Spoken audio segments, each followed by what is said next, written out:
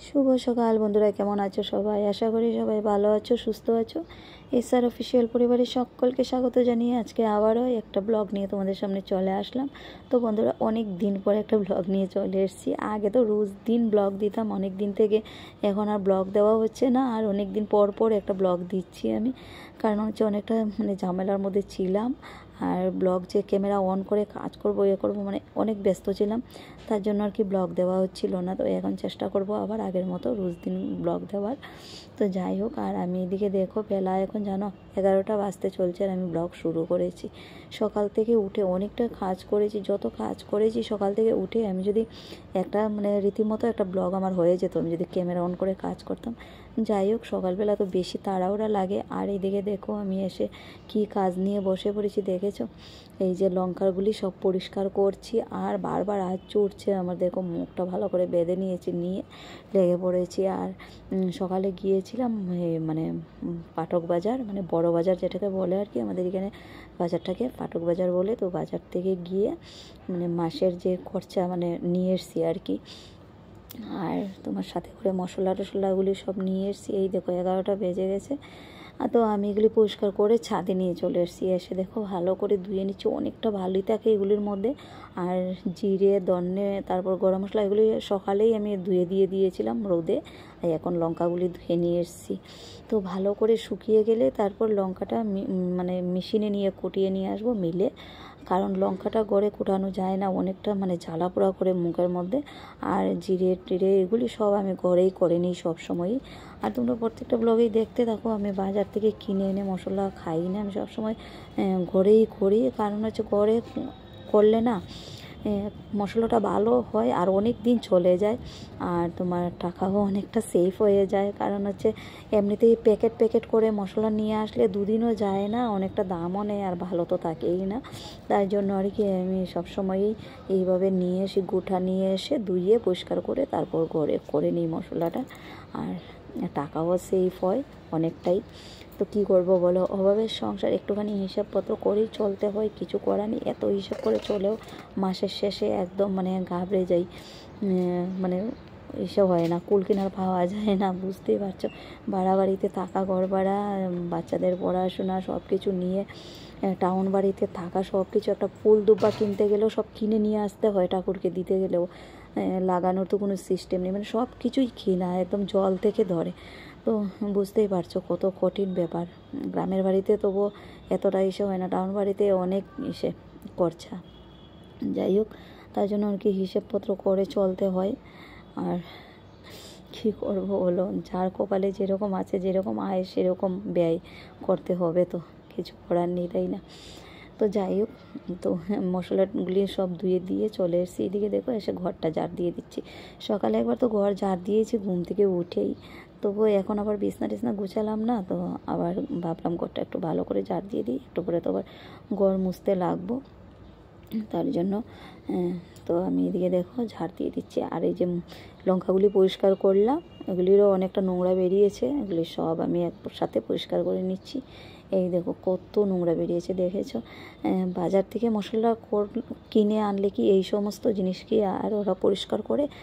একদম লঙ্কার ডাঁটা বাটু সব কিছু মিলে একদম একসাথে এসে করে নেয়। গড়ে নিয়ে আসাতে তো এগুলি পরিষ্কার করলাম, ধুলাম, ওইটাই আর কি। যাই হোক, তো আমি এখন আবার রান্নাটা সেরে নেব একসাথে, কারণ দেখতেই পারলে তোমরা অনেকটা বেলা হয়ে গেছে, 11টা বেজে গেছে। আর এখন রান্না চাপালে মোট কথায় 1-1.5 ঘন্টা তো লাগবেই রান্না করতে করতে। তারপর তো আরও কত কাজ আছে, এখনও ঘর মোছা বাকি আছে, কাপড় ধোয়া, স্নান করা, অনেক কিছু এখনও বাকি আছে। তো আমি এদিকে দেখো ঝাড়টা দিয়ে এসে আমি তাড়াতাড়ি করে আগে ভাতটা চাপিয়ে দিচ্ছি। ভাত চাপিয়ে এই সবজি কাটতে বসে পড়বো। আর বাসন টাসন ওগুলো সব আগেই ধুয়ে নিয়েছিলাম, পরিষ্কার আছে, এমন কোনো ইসে নেই। এখন রান্নাটা তাড়াতাড়ি করে নেব।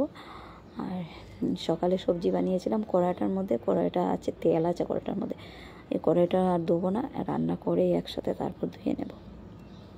তো বন্ধুরা, তোমরা আমার সাথে থাকো, দেখতে থাকো পুরো ব্লগটা প্রথম থেকে শেষ পর্যন্ত। আশা করি তোমাদের ভালো লাগবে। যদি ভালো লাগে অবশ্যই লাইক কমেন্ট শেয়ার করে দিও, সবাই আমার পাশে দেখো কেমন। এই দেখো বসে পড়লাম, আজকে রান্না করব নিরামিষ। তো লাউ দিয়ে একটা ঘন্ট করব। আর কি করব দেখি কি করি। আর এদিকে দেখো এই যে জিরেগুলি ধুয়ে দিয়েছি না সকালে, আর একদম শুকিয়ে দেখো মচমচা হয়ে গেছে। আমি একদম দেখো শিলনোড়ার মধ্যে এসে করছি, একদম গুঁড়া হয়ে গেছে কি সুন্দর করে। তো আমি এই যে লাউয়ের জন্য এসে করছি, মানে মশলাটা রেডি করছি। এদিকে ভাত হয়ে গেছে আমার সবজি কাটতে কাটতেই। তো রান্নাটা তাড়াতাড়ি করে সেরে নেব। তো আজকে রান্না করবো এই যে লাউ তো ঘন্ট করবোই, আর শিম চচ্চড়ি করবো সর্ষে বাটা দিয়ে। আর হচ্ছে লাউয়ের যে কুসাগুলি বেরিয়েছে না, আর ছোটো আলু দিয়ে কুচি কুচি করে কেটে নিয়ে তোমার এসে কালো জিরে আর শুকনো লঙ্কা ফোড়ন দিয়ে একটু ভাজি ভাজি টাইপের করবো। ডাল টাল আর রান্না করবো না আজকে, দুপুরে এই দিয়েই খাওয়া হয়ে যাবে। তো চলো রান্নাটা করি নেই। তারপর তো অনেক কাজ আছে, বিকেল দিকে তো কত কাজ, সমস্ত দিন তো হাতের একদম মিশে নেই। ঘুম থেকে যে এই যে সকালে যে উঠলাম 5টায়, আর ঘুমাতে ঘুমাতে কত রাত হয়ে যায়। আর এখন তো আর ছেলের পরীক্ষা শুরু হয়ে গেছে, ও তো রাত ভোর বসে বসে একদম 2-2:30 পর্যন্ত পড়তে থাকে। আর ওর পাশে আমারও বসে থাকতে হয়, কারণ আমি যদি শুয়ে পড়ি আর ওরও ঘুম পেয়ে যায়। আর ও বসে বসে পড়বে, আর আমার কি আর ঘুম হয় বলো? ঘুম তো আর হয় না। রোজ দিন এইভাবেই চলছে, আজকে 8-10 দিন থেকে এইভাবেই চলছে। 2-2:30 অবধি জাগনা থাকি, আর এদিকে বুড়ে আবার 5টায় উঠে পড়ি। তাহলে আমার ঘুম আর কতটাই হলো বলো? 2 ঘন্টা 3 ঘন্টা ঘুমিয়ে কি আর হয়? আর মাথা যন্ত্রণাটা আমার একদমই কমছে না এই করে কী করবো, কিছু করার নেই। তো ছেলে তো পড়তে হবে, আরও ফাইনাল পরীক্ষায় এখন মানে এমনিতেই মনের মধ্যে কেমন লাগছে। টেনশন তো ওদের নেই, পাস করবে কি না করবে ওদের একদমই টেনশন নেই। টেনশন তো মা বাবার থাকে বাচ্চাদের জন্য, যে কি করবে বুঝতেই পারছো। একটা বছর পুরো একদম পড়ার কতটা খরচা, যদি একবার খারাপ করে তাহলে একদম মানে কি অবস্থা হবে ওইটাই। আর সবচেয়ে বড় কথা এটা নয়, শুধু পয়সা কড়ি তো একটা আছেই, তার মধ্যেও মানে 1 বছর পিছনে গেল গিয়ে না, মানে একটা বছর ফেল করলে তো একটা বছর পিছনে চলে গেল, ক্লাসের সবাইকে পাবে না, অনেকটাই লস, তাই না? তার জন্য আর কি মনে মনে ঠাকুরকে ডাকছি যে যাতে পাস করে নে, ওইটাই আর কি। তো এইদিকে দেখো আমার রান্না হয়েই যাচ্ছে মোটামুটি, আর বেশি বাকি না।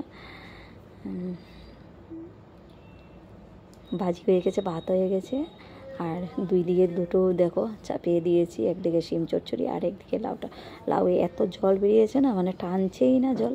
তো ব্লগটা এখানে শেষ করছি, সবাই ভালো থেকো, সুস্থ থেকো, টাটা।